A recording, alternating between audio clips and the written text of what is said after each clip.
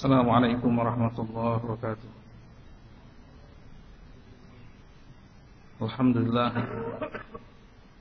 nahmaduhu ta'ala wa nasta'inuhu wa nastaghfiruh wa na'udzu billahi min shururi anfusina wa min sayyiati a'malina. May yahdihillahu fala mudilla lahu wa may yudlilhu fala hadiya lahu. وأشهد أن لا إله إلا الله وحده لا شريك له وأشهد أن محمدا عبده ورسوله صلى الله عليه وعلى آله وأصحابه ومن تبعهم بإحسان وسلم تسليما مزيدا. أما بعد, insyaallah ta'ala kita lanjutkan pembahasan kita dari kitab Bulughul Maram, yang mana kita sudah masuk kepada hadis musyi' salatahu, bab sifat salat. Setelah kita bawakan hadis pada pertemuan yang lalu dari Abu Hurairah tentang salah seorang sahabat yang tidak tumakninah di dalam salatnya, kemudian diperintahkan oleh Rasulullah SAW untuk mengulangi salatnya hingga beberapa kali, hingga 3 kali.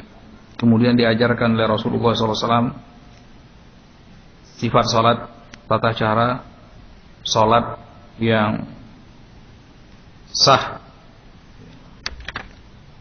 yang sahihah, sebagaimana yang telah kita sebutkan.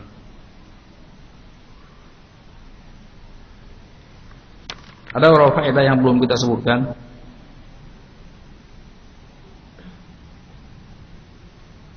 Disebutkan oleh ulama bahwasanya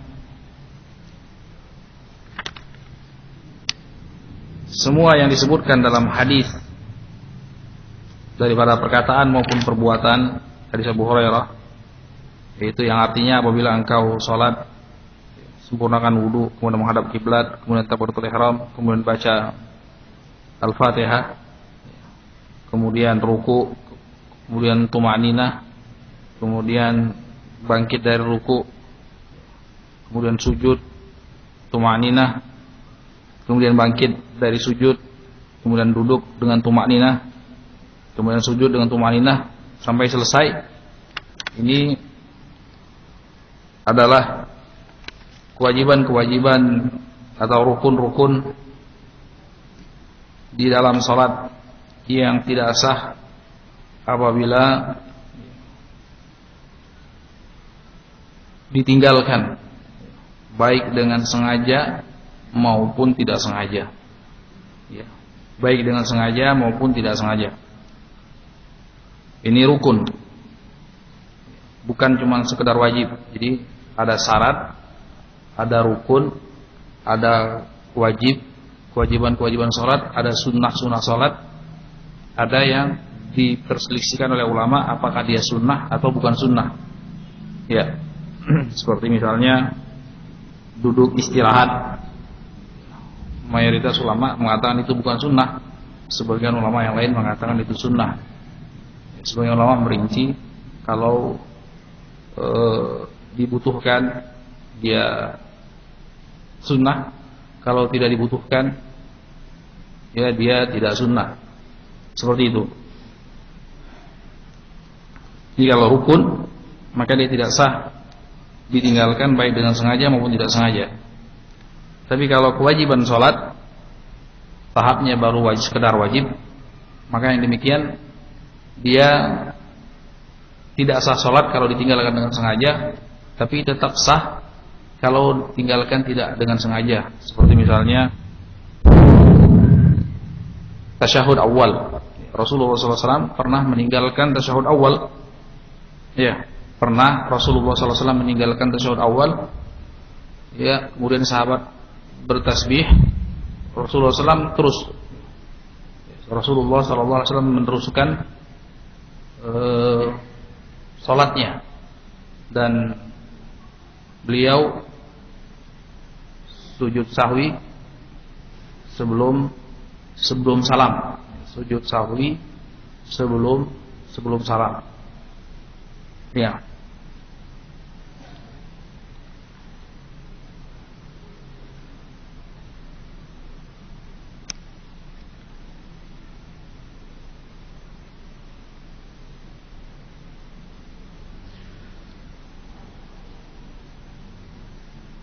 Kemudian yang pertama disebutkan dalam hadis tersebut adalah takbiratul ihram. Takbiratul ihram. Ya. Karena yang sebelumnya wudu dan menghadap kiblat itu bukan rukun salat, tapi itu syarat salat. Beda antara syarat dengan rukun. Kalau syarat itu kewajiban-kewajiban yang dilakukan sebelum melaksanakan suatu ibadah, ya. Tapi rukun itu kewajiban-kewajiban yang di tengah ibadah, itu salah satu perbedaannya. Maka di sini kita sebutkan yang pertama takbiratul ihram. Takbiratul ihram.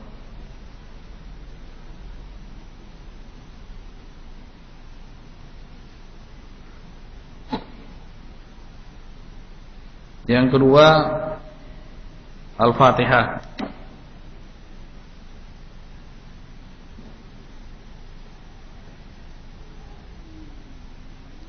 Kemudian yang ketiga ruku. Kemudian bangkit dari ruku, i'tidal dari ruku.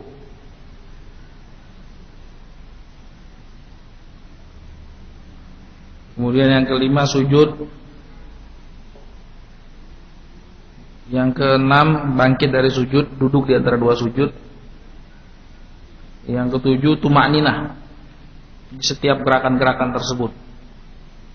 Yaitu tumakninah artinya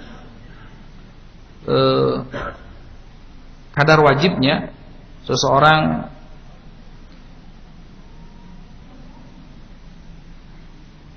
tenang dengan tidak terburu-buru,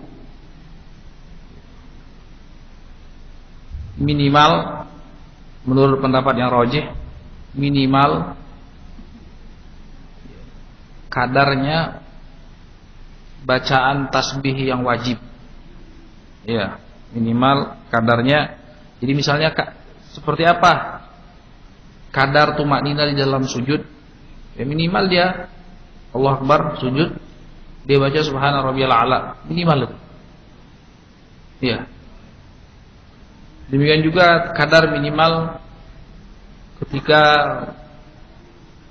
ruku, minimal baca subhana rabbiyal azim. Itu kadar minimal daripada tumakninahnya. Atau duduk di antara dua sujud, minimal Rabbighfirli. Itu batas minimalnya. Ya, jadi kita ulangi, yang pertama takbiratul ihram, yang kedua Al-Fatihah, yang ketiga ruku, yang keempat i'tidal. Ya, bangkit dari ruku dengan tumakninah, kemudian sujud, kemudian duduk di antara dua sujud, kemudian tumakninah dalam setiap gerakannya.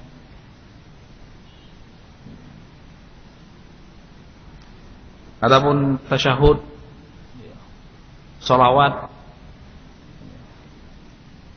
kemudian salam disebutkan oleh Imam Baghawi rahimahullah taala, itu diketahui oleh sahabat yang ditegur oleh Rasulullah SAW tadi. Jadi di dalam hadis Abu Hurairah tidak disebutkan tasyahud, salawat dan salam. Kata Imam Baghawi, kenapa tidak disebutkan dalam hadis tersebut? Dikarenakan dia ma'lum ala sa'il. Dia suatu hal yang diketahui oleh si penanya atau sahabat yang ditegur oleh Rasulullah sallallahu alaihi wasallam.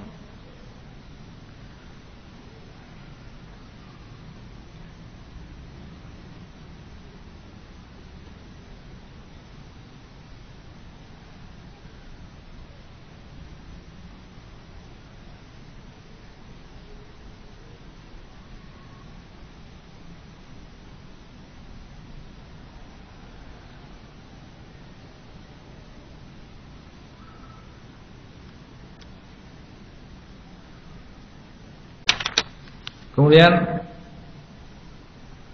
hadis ini juga menunjukkan wajibnya wudu dan menyempurnakan wudu untuk sholat, dan dia kita sebutkan tadi sebagai syarat. Demikian juga wajibnya menghadap kiblat untuk sholat.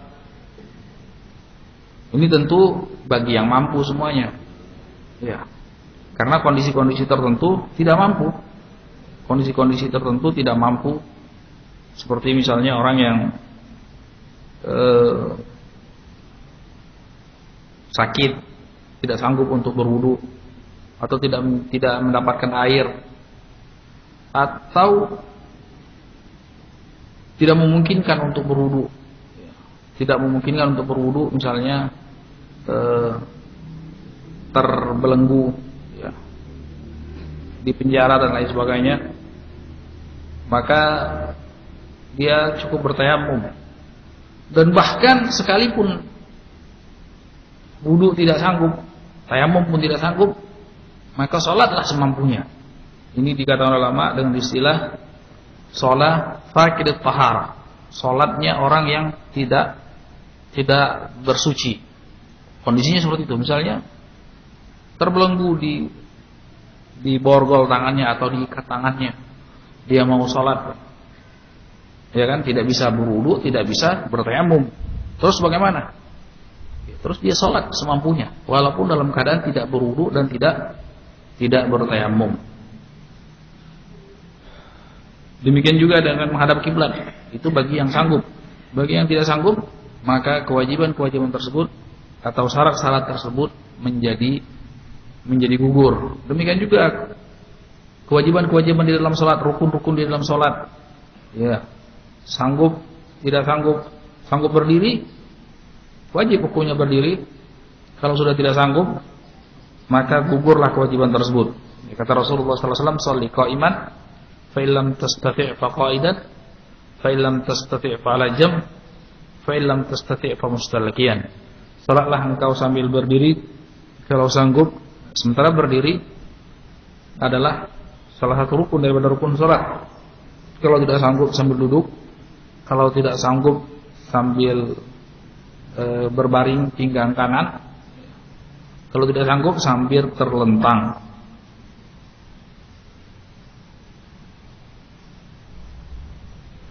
Dan kita sebutkan tadi bahwasanya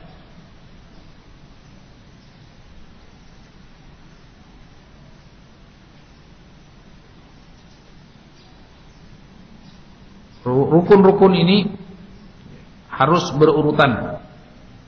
Tidak boleh acak, dia harus berurutan. Karena Rasulullah mengatakan summa, kemudian ini, kemudian itu.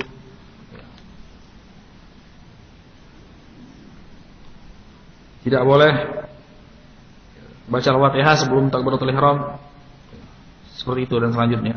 Tidak boleh sujud sebelum ruku. Kemudian kita juga sebutkan bahwasanya rukun-rukun ini tidak gugur karena orang itu tidak tahu, jahil atau lupa. Ini buktinya Rasulullah SAW perintahkan sahabat tersebut untuk mengulanginya, padahal dia tidak tahu. Tidak cukup Rasulullah SAW sekedar seperti ini, engkau seperti ini, tapi Rasulullah lihat sekali lagi, coba ulangi salatmu. Sekali tidak benar, ulangi lagi sampai 3 kali. Ini menunjukkan bahwasanya jahil saja tidak sekedar menggugurkan daripada kewajiban suatu ibadah. Ya. Ya, ini beda dengan al-manhiyat. Al-manhiyat itu larangan-larangan. Larangan.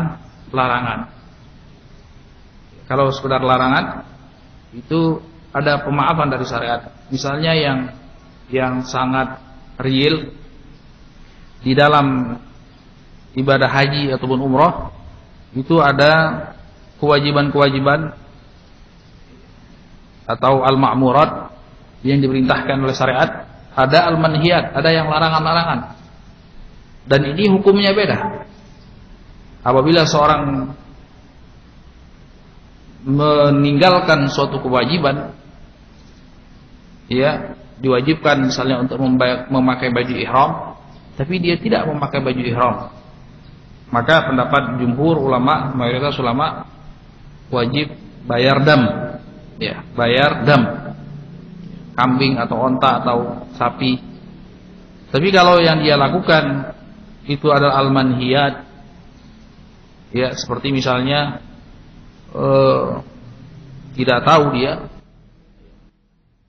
larangnya pakai wangi-wangian ketika ihram, tapi dia lakukan, maka dia cukup bertobat dan beristighfar, dia bersihkan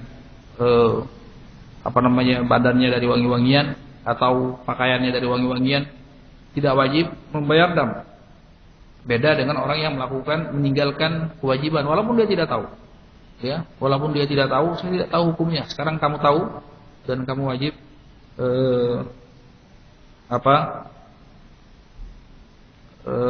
membayar dam misalnya.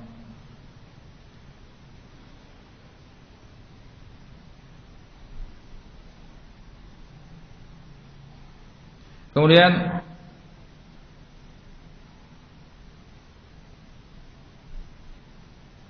yang berikutnya, faedah yang berikutnya,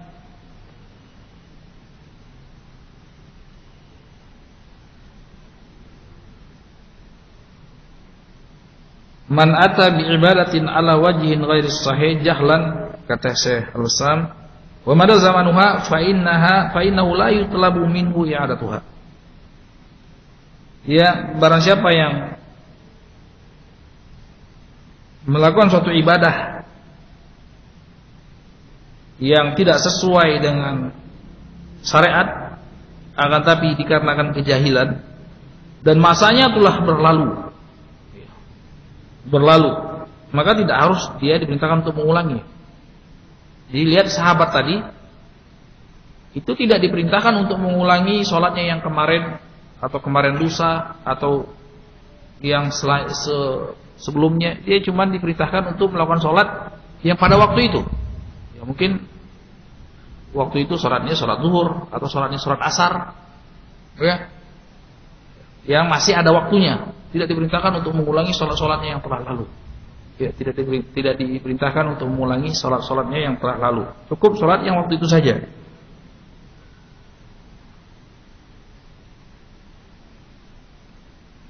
Ya, berkata Syekhul Islam, awamirus syar' la talzamul mukallaf illa ba'da ilmihi biha. Wa kadzalika man taraka wajiban qabla bulughi syara'. Perintah syariat itu tidak mengharuskan seorang yang mukallaf, ya, tidak wajib bagi seorang mukallaf kecuali dia tahu. Sebelum dia tahu bagaimana mau dikatakan wajib? Iya, bagaimana dia harus menunaikannya? Karena dia tidak tahu apa yang dia harus lakukan. Nah, ini diistilahkan oleh ulama al-ilmu manatu taklif. Jadi tahunya suatu perkara itulah beban syariat dibangun di atasnya. Ya, jadi beban syariat itu tergantung dengan keilmuan seseorang. Dengan keilmuan seseorang. Kalau tidak tahu apa yang harus dibebankan kepadanya. Ya, apa yang harus dibebankan kepadanya. Demikian juga barang siapa yang meninggalkan suatu kewajiban sebelum sampai kepadanya syariat. Seperti seorang yang tidak bertayamum ketika tidak ada air. Iya. Seperti kisah sahabat, dia sudah lewat sama kita di Bulughul Maram juga. Dia beristimbat ketika dalam satu peperangan, dalam satu safar, junub, ya kan, junub, tidak ada air. Atau ada air tapi sekedar cukup buat minum. Ya, sekedar cukup buat minum. Terus apa yang dia lakukan? Ya, Itu sahabat guling-gulingan di tanah, nggak ada air, dia kenain debu seluruh badannya, guling-gulingan. Terus kata Rasulullah SAW, cukup semestinya engkau tayamum saja, satu kali tepukan untuk muka dan untuk wajah dan kedua telapak tangan. Rasulullah SAW memberikan keterangan seperti itu. Ya, dia sangka sahabat ini tidak cukup dengan tayamum saja, atau dia tidak tahu syariat tayamum sebelumnya.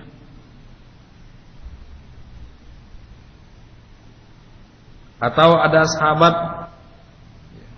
yang ketika turun firman Allah Subhanahu wa taala, "Fakulu washrabu hatta yatabayyana lakumul khaytul abyad minal khaytil aswad minal fajr."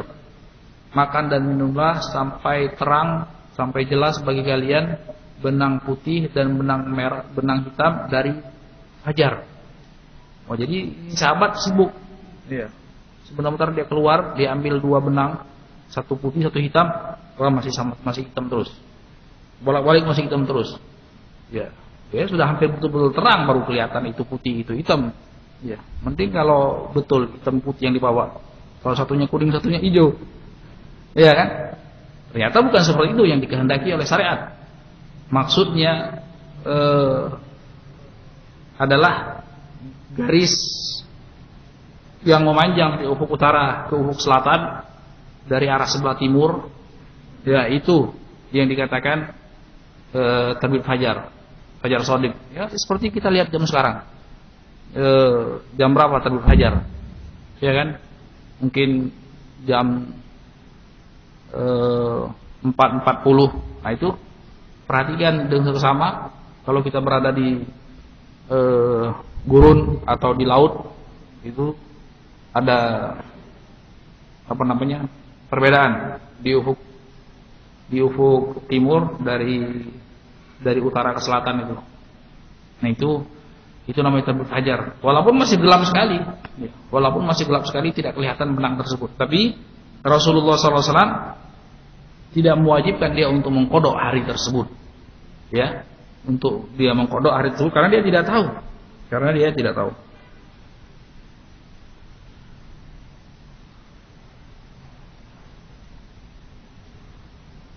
Kemudian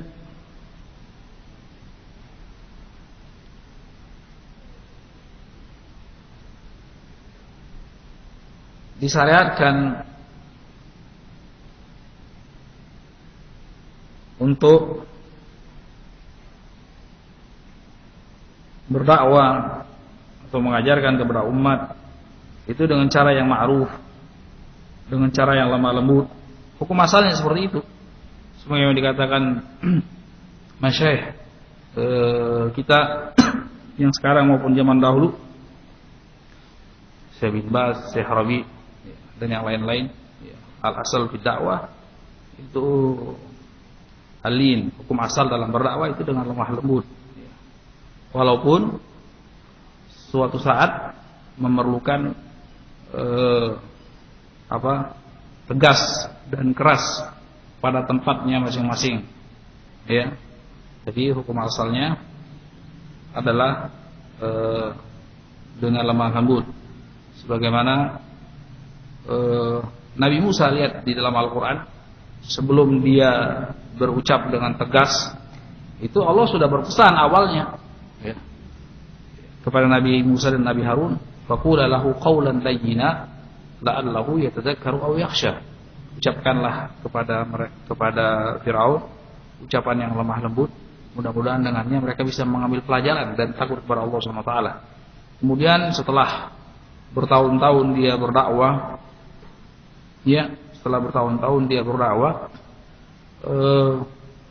baru setelah itu Allah Subhanahu wa taala perintahkan untuk Nabi Musa tegas. Ya. Apa kata Nabi Musa alaihissalam? Wa inni la'adhunnuka ya Fir'aun mathbura. Aku sudah yakin wahai Fir'aun engkau adalah orang yang celaka. Akhirnya setelah itu Allah SWT tenggelamkan di Laut Merah. Kemudian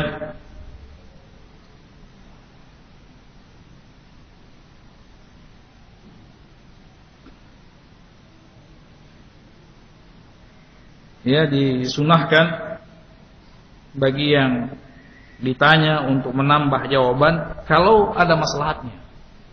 Ya, kalau ada maslahatnya. Seperti apa yang dilakukan oleh Rasulullah SAW ini. Ya, misalnya ketika ada seorang sahabat, ya Rasulullah, inna narkabul bahar, ya, wa nahmilu ma'ana qalilan minal ma', afana tawadda, ya, minhu, ya Rasulullah, kami ini nelayan, kata sahabat.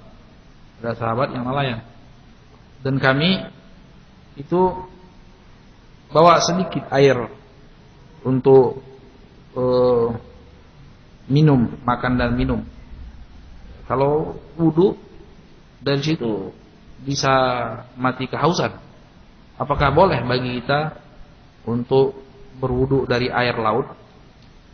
Ya, ini sahabat bertanya karena melihat ada perbedaan antara air laut dengan air tawar.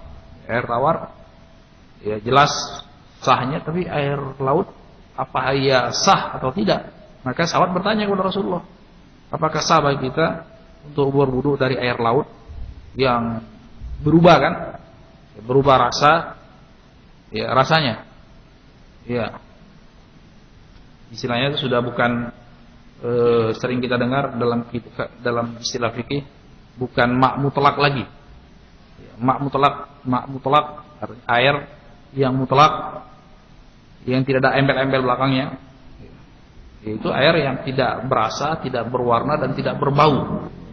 Tapi kalau sudah ada rasa atau berwarna atau berbau, itu sudah bukan mak mutlak lagi. Ya, maka perlu ditanyakan, ini sudah bukan mak mutlak lagi, ini sudah berasa asin. Nah, Rasulullah SAW tidak cukup menjawab dengan iya boleh. Apa kata Rasulullah? Rasulullah tambahkan jawaban karena itu barangkali membutuhkan. Ya, wa tahuru ma'uhu al-hillu maitatuhu. Ini karena sahabat ini kesehariannya cuma di laut, ya mungkin berminggu-minggu di laut. Kata Rasulullah, wa tahuru ma'uhu, dia tahur itu suci, lagi mensucikan. Dia zatnya itu sendiri suci dan dia bisa mensucikan untuk orang mandi junub, untuk orang berwudu, seperti itu. Ya. Dalam pada itu al-hillu maitatuhu, bangkainya juga halal, ya, bangkainya juga halal. Jadi bangkai hewan laut itu halal. Jadi jangan ragu-ragu. Ya, misalnya kamu mendapati ya hewan laut yang mati tidak dengan disembelih terlebih dahulu, maka itu halal. Ya bukan hewan darat yang nyemplung laut, bukan. Ya, tapi hewan yang memang dia sudah memang di laut sana. Ya.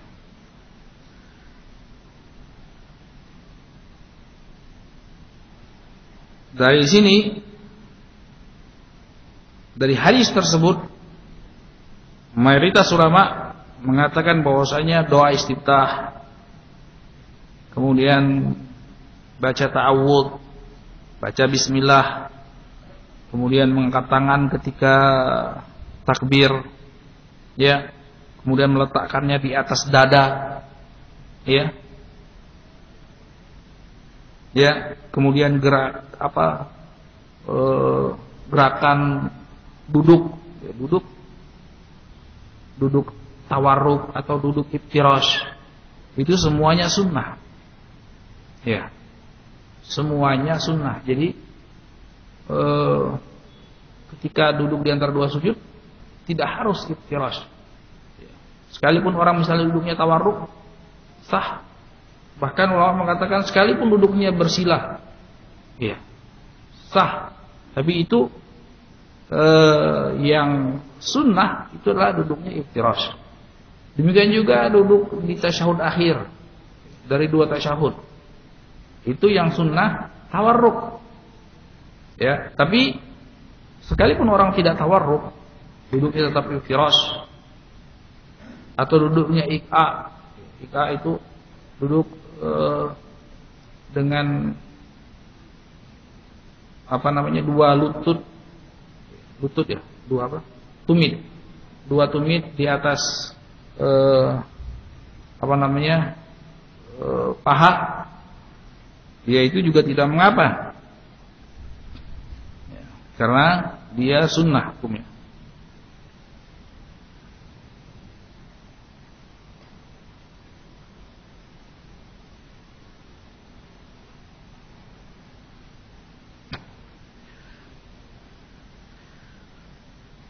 Kemudian di sini juga bisa diambil faedah bahwasanya muallim, pengajar atau juru dakwah itu dalam mengajar, di dalam berdakwah, hendaklah dia dahulukan perkara yang paling penting di antara yang penting.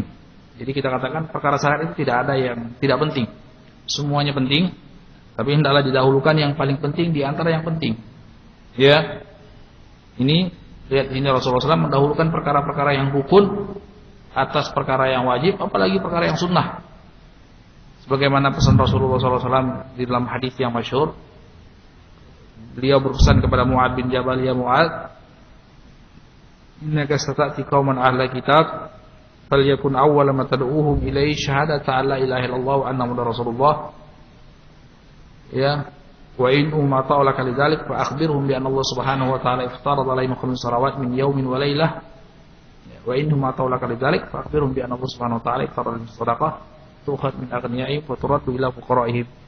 Ya Mu'adz, sesungguhnya engkau akan berdakwah ke suatu kaum dari kalangan Alkitab, maka hendaklah awal kali engkau berdakwah yaitu engkau ajak mereka untuk mengenal tauhid.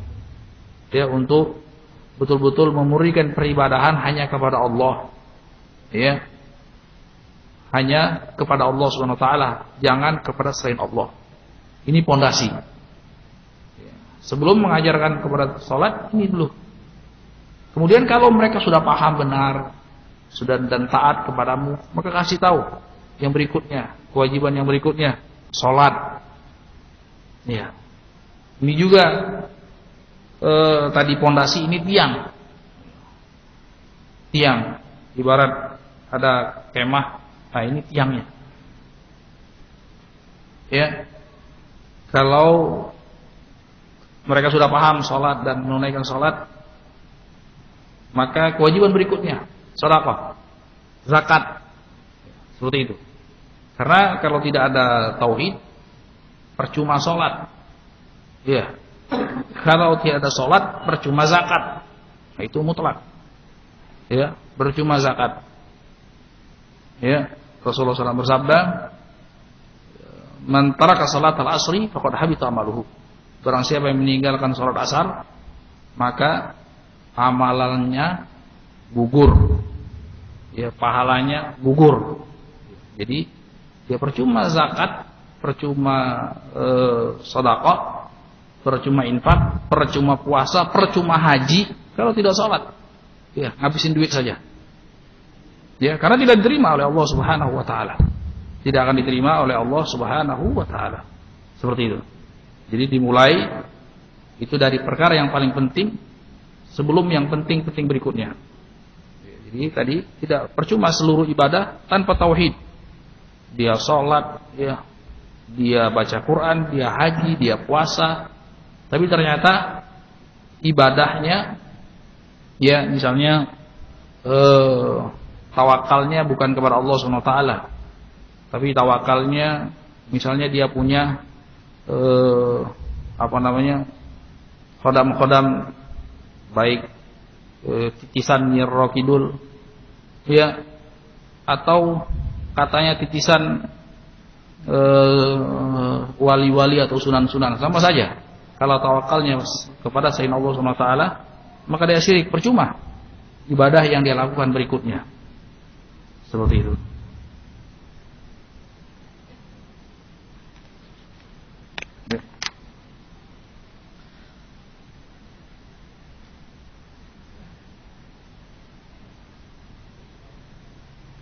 Baik, sudah masuk atau hampir masuk ya. Salat zuhur kita cukupkan sampai di sini. Wabillahi taufiq. Wassallallahu ala nabiyyina Muhammad wa ala alihi wa ashabihi wasallam. Alhamdulillahirabbil alamin. Subhanakallahumma wa bihamdik, asyhadu an la ilaha illa anta, astaghfiruka wa atubu ilaik. Assalamualaikum warahmatullahi wabarakatuh.